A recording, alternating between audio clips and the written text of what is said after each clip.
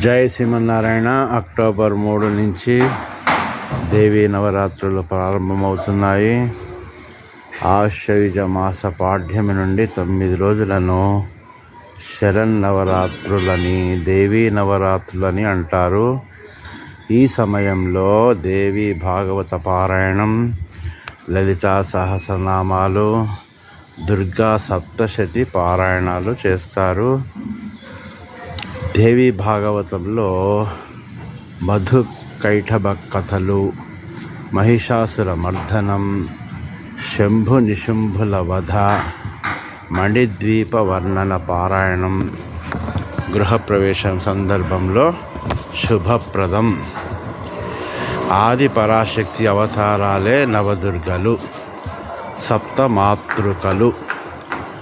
శంభు నిశుంభ చండ రక్త బీజ మహిషాసుర ధూమ్రలోచనాది రాక్షసులను మట్టుపెట్టి తన బిడ్డలైన ప్రజలను రక్షించిన అపరశక్తి స్వరూపిణి ఈ దుర్గామాత.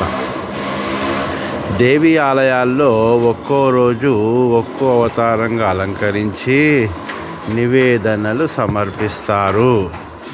ఆ నివేదనలలో ముఖ్యంగా పులిహార, కొబ్బరి అన్నం, మినప గారెలు, పెరుగన్నం, కేసరి, అల్లం గారెలు, శాఖాన్నం అంటే కదంబం,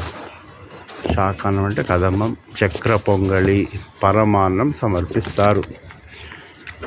జై శ్రీమన్నారాయణ. ఇంకా వివరాలకు నా వెబ్సైట్ చూడండి, www.vedaastrologer.blogspot.com.